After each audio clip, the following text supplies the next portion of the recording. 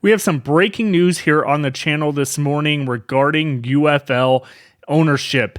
The UFL has gone out and brought in another owner into the overall massive group of owners with the UFL. Now, you could look at this both ways of being a good thing or a bad thing, with too many hands in the pot or in the cookie jar reference or whatnot. But let's talk about this, because I think that we could be on the verge of seeing a little bit more, potentially maybe not having to relocate, or maybe a difference in how the business of the UFL is ran, which is what is needed, as we've talked about here on the channel numerous times. So let's get in without further ado with the announcement. So United Football League announced today that renowned entrepreneur and billion-dollar brand builder Mike Rapole will be joining the league's ownership group. Rapole will become part of a powerhouse coalition that includes Redbird Capital Partners, Fox, ESPN, Danny Garcia, and Dwayne Johnson.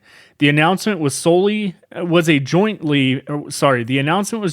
by the UFL president and CEO Russ Brandon and Mike Rapole. As an owner, Rapole, through his private equity firm Impact Capital, will lead the league's business operations. Again, will lead the league's business operations. And I think that's where we need something to come in and shake things up. And this may be exactly what the league needs. With a proven track record of disruptive innovation and brand building, Rapole brings bold vision, strategic leadership, and entrepreneur intensity to help shape the UFL's next phase of growth. They say that the UFL is thrilled to welcome a visionary like Mike Rapole to the ownership group, said Brandon. Mike's entrepreneur accomplishments are extraordinary, and his dynamic leadership will immediately elevate the league's business and brand trajectory, which is a very interesting statement of how that's made. Rapole is a serial entrepreneur and best known for co-founding Vitamin Water, Smart Water, and Body Armor, which collectively sold to the Coca-Cola company for more than $12 billion. He is currently the majority owner of Noble, the high-performance footwear and apparel company backed by Tom Brady, which is very interesting as well when you think about Tom Brady and what we've talked about on the channel here.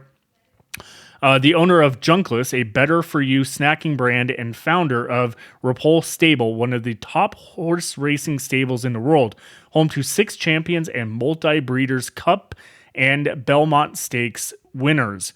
Football has clearly established itself as America's most popular sport with tremendous momentum and demand, said Rapole.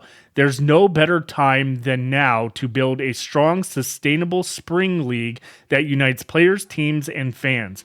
I'm honored to join the United Football League's ownership group as we work to create something truly lasting and game-changing. And that's the announcement there. Again, I truly think that this is a massive thing for the league. We need a shakeup, and I'm not talking about the shakeup that we've seen recently or heard with rumors of relocations of teams and stuff like that. We need something shaken up on the business operations side, whether it's through marketing, through just how the UFL is ran in general. We've all been critics of how the league has been ran by Fox, by ESPN, by Redbird Capital, by Danny and Dwayne. We've all been critical and kind of talked about that as time has gone on. Well, now here is a new player coming into the role that, again, obviously this is going to bring more money into the league with his private equity firm Impact Capital, and basically obviously taking that role as the lead league's business operations through Impact Capital. To me, that shows that quite a bit of money probably was put forward for the UFL, which is what we need. A lot of people in the comments recently have said, oh, the UFL is broke, they're going out of business within a year, blah, blah, blah. I think that with this change coming to the UFL, this is exactly what is needed for this league to survive even more so. Now, again, I've talked about how Fox, Redbird Capital, ESPN, and all these entities, that have ownership group in it are very wealthy owners.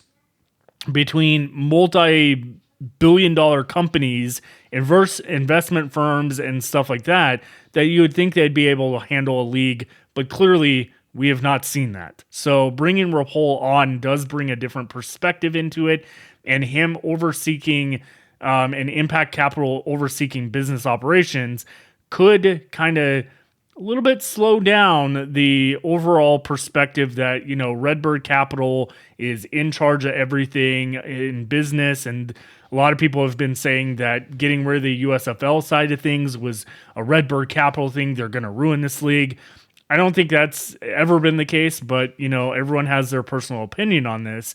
The only thing I could see, again, going back to, I think that's the good side of things.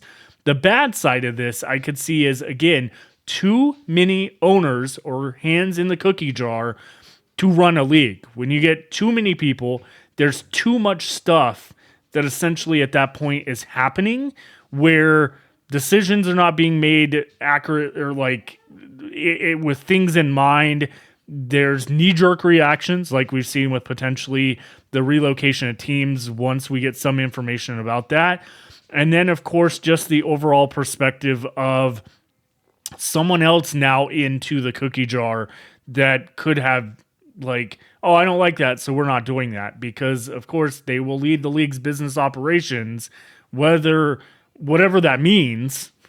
In perspective, we don't have a definite answer what that entails, but again, overall, if I had to sit back and think about this, I think this is more on the good side of things than it is the bad side of things when we're coming into a new face coming into the league to kind of get something flowing so that the league does last. And the fact that, again, his vision of the league and saying, we need to build a strong, sustainable spring league that unites players, teams, and fans is exactly what we need.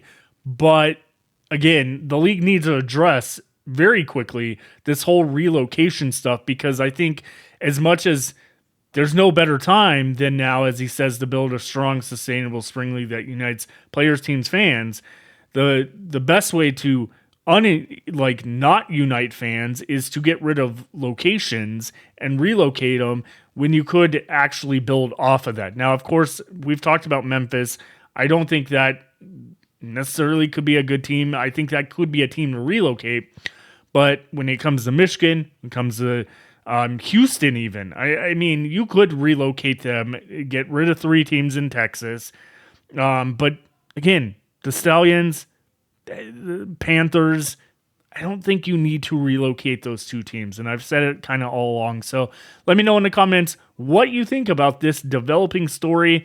Again, this offseason has been pretty busy so far with things that have come out. Started kind of slow that month after, but shortly after we hit that month past the season, it has been absolutely crazy from there. So let me know in the comments what you think, and we'll see you back here on the flip side. Have a great one, everyone.